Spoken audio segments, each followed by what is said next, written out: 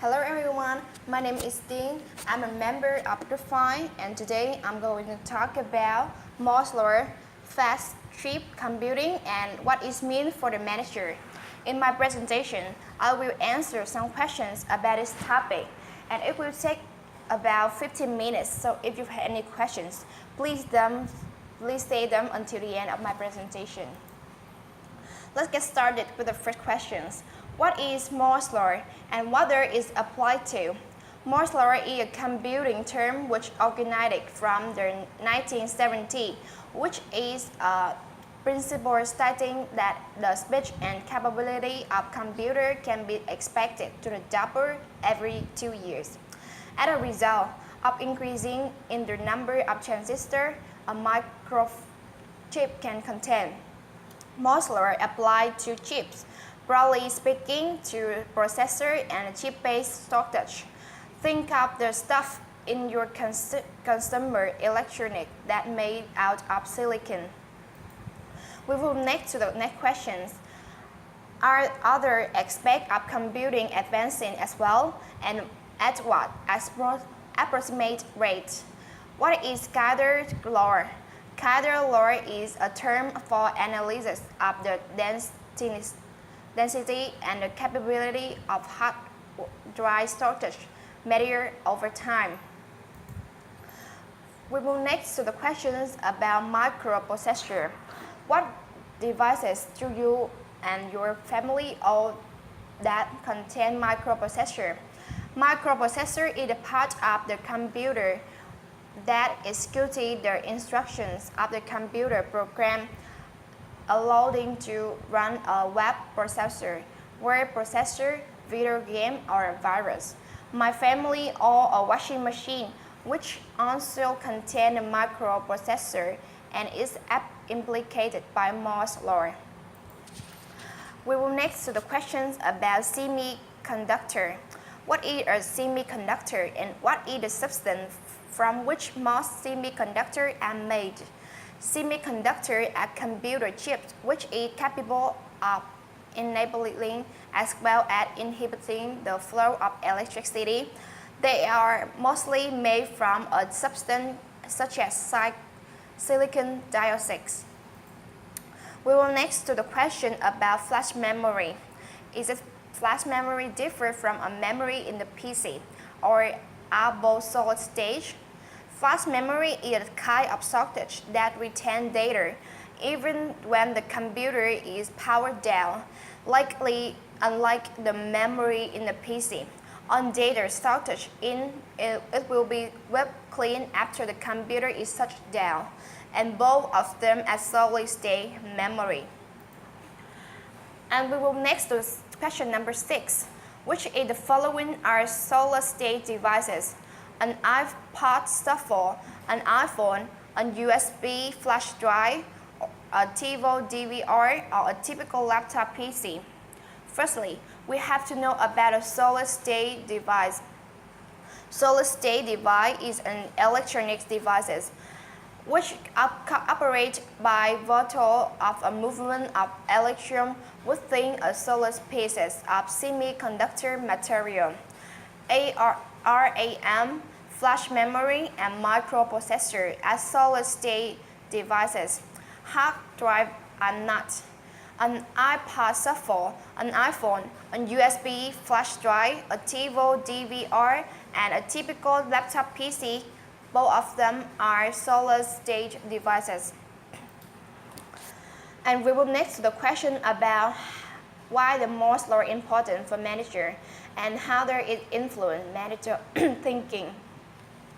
Moore's law is important for manager because Moore's law explains why manufacturers can reduce costs while continuing to improve chip performance, which stimulates advanced technology, so that managers must regularly study changes and trajectory in technology to recognize opportunity and avoid disruption.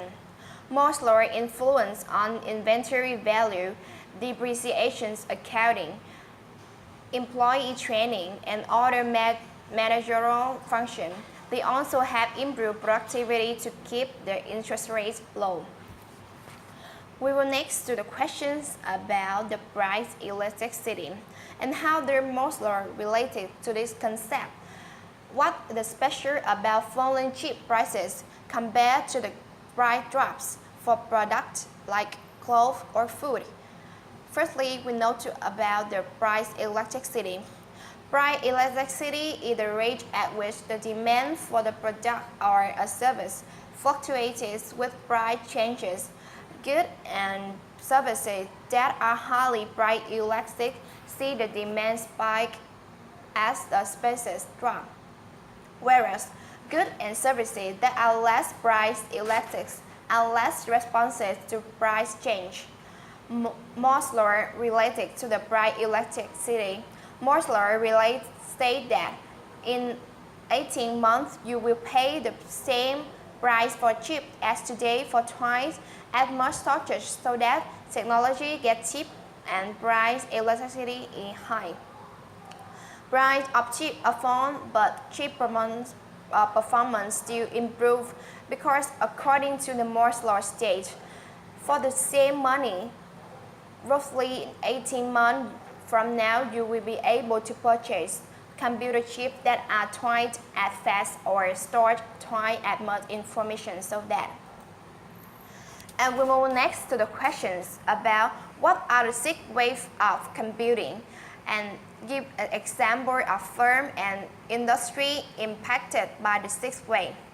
The first wave was in the 1960s. Computing was limited to large, room-sized mainframe computers that only government and the big corporations could afford.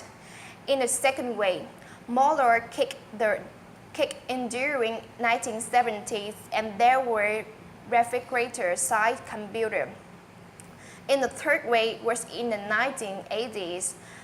There were from a PC, and from the move to the in the 1990s, there was a form of internet computing. This was also fourth wave.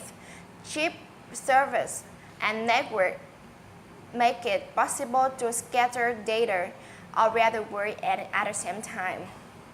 For the previous decade, some mobile phone device which can be considered computing wave 5. And the 6th wave was the era of pervasive computing, where technology is fast and so inexpensive. In the 6th wave, firm and industry were impacted. For example, computers become popular for the individual in the firm that can even more easily harness computer power. It leads to the increase in the individual ability to complete tasks quickly and efficiently. We will next to the questions about what 3 interrelated forces threaten to slow the advancement of Mosler. The 3 interrelated forces are size, heat, and power. When the size gets smaller, the chips are getting hotter and need more power to cool down the system. And we will next to questions number 2, which commercial solutions described in the section above are currently being used to counteract the force mentioned above, and how do these solutions work? What are the limitations of each? Multi-core microprocessor is with 2 or more calculating processor core in the same piece as silicon, which lower power core will run a task. Problem: writing core is a single processor to run in a single task is very difficult. And for the 3D transistor, employ a single gate circuit and on the top up to vertical gate, allowing 3 times the surface area for the electron to travel, and boost speed and efficiency of the chip. And we will next questions. Will multi-core chips run software designed for single-core processor? And the answer is yes. The multi-core chips can run software designed for the single-core processor because they are used single core at the time, one application, one core. And we will next the questions. What are some of the materials that may replace the silicon that current chips are made of? The chips can also be made with the silicon germanium or craftsman, carbon nanotubes. And we will next to the question. Show your familiarity with the key term. What are the differences between supercomputer, crew computing, and cluster computing? And what are these phenomena of the empowered by Moore's law? Firstly, we know about the three differences about these three computing. Supercomputing is a particularly powered mainframe computer that is fast, and the crew computing is use special software to enable computers to work together on a common problem as equipped with a massive parallel power computer and a closed system computer connecting the server computer via software and network so that the resources can be used to collectively solve computing tasks. With the cluster and crew computing places special software on this consists of pieces, so it will be on the one computer. With cluster computing, they use software and they link the computers together as if they're working as one, but they are separate. With the supercomputer, it basically has the access to everything and go fast. It is what either U.S. governments to science lab and more law empower the phenomenon because of its core double set on multiple computing devices so that they can work together to solve the problem. And creating multi-core chip having reserve a processor in a single chip, creating massive parallel supercomputer as having a several chips in one computer, and so on. We will next the question, how the crew computer using slack or excess computing resources change in the economics of supercomputing. Crew computing unitize special software placed on numerous PCs and serve that enable these computers to work together and solve the common problem. Large organizations may have 1,000 PCs, but they are not necessarily being used all the time and at the full capacity. With the crew software installed on them, these either devices can be matched to check portions for the complex tasks if they collectively, whether massive parallel supercomputer, and the cost of crew computing software and services can be as little as $25,000. Assume their organizations already has the PC and the servers in place. And we will next questions about name businesses that are using supercomputing and the crew computing. Describe these use and the advantages they offer their adopting firm, and are they the sort of competitive advantage? Why or why not? Businesses that use supercomputer include United Airlines flight scheduling, and the CIBC is the follows law stimulation. Monostate is the level-graded crew computer to reduce the time required the genes analysis from 6 weeks to a day. Crew are also used by a variety of companies for the many different purposes, including the first one is the moving studios to create special effects. Next is the poster and the crumble to redesign the process for the manufacturing sprinkle. Next is the GM and the Ford to stimulate craft tests. And the next is the Pratt and the Whitney to test the aircraft engine designs. And for the advantages offer the supercomputer and career computer, including cost saving,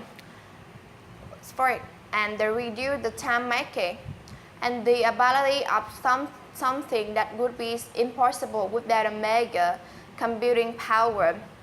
And the super and the career computer can yield operation efficiencies because they can be easy in meeting and they do not provide a substantial competitive advantage. And we will now understand more about the Moore's law. And as we know about the Moore's law states that the number of transistors on a chip will double every 18 to 24 months. But the Moore's law has been simplified to mean a doubling of a performance every 18 to 24 months. The Moore's law is basically in the dark side of the advance of technology. We can hit the technology where we can still double the number of transistors on the chip every couple of years. And we can still double disk device capacity every 2 or 3 years. And we can build a faster interconnect such as weak path, light peak, and a 10 GB internet. But the easy wins are over. Going forward, performance gain will be measured in a single-digit percent each year. And now we move next to the interesting about the topic is waste. And what is e-waste? What is so dangerous about e-waste? E-waste is also known as electric waste, comprise a range of discarded, often obsolete technology. And the reason why the e-waste becomes so dangerous is a lot of small parts. We think they have two substances that could possibly harm us to environment and the human if not recycled properly, such as cadmium, mercury, lead, and other hazardous material. And we'll next to the question, what sort of material might harvested from the e-waste recycling? When the e-waste is recycled, we can collect mainstream recyclable material like plastics and aluminum. Moreover, it also contains valuable materials such as silver, platinum, and copper, and even some gold. And we now move next to the questions. Many well-meaning individuals thought that recycling was the answer to the e-waste problem. But why hasn't e-waste recycling yielded the result hoped for? The thing that I have heard that to have the e-waste is for to educate people on e-waste, and the reason that I think had not yielded the result that were being sold in within the past couple of years, as there were being not only 2 new gaming systems, but at least 5 total new gaming systems that have been bought, and not only mentions from the new gamer needs at most stage at the art computer part of people are having to upgrade their computer, where there's the old system and part go, either they go to the parts shop, donate it, and throw it away. And we move to the next question, number 4. What the lesson do the challenges of the e-waste offer the manager, and what issue will your firm need to consider it is consumed or offer products that contain computing components. The challenges of e-waste management include an absence of the infrastructure for the appropriate waste management, an absence of the legislation dealing the special with e-waste, an absence of any framework for the end-of-life product take-back or implementation, or extended producer responsibility. And we'll next to the last question about e-waste. Why is it difficult to recycle e-waste? E-waste recycling is extremely labor intensive. Sending a e-waste brought where cheap labor is available and the environmental law Alex is the 10 times cheaper dealing with things in the US. However, many developing nations have dreadful conditions for the recycling e-waste. The reality of e-waste management is that it's extremely difficult to monitor, track, and police.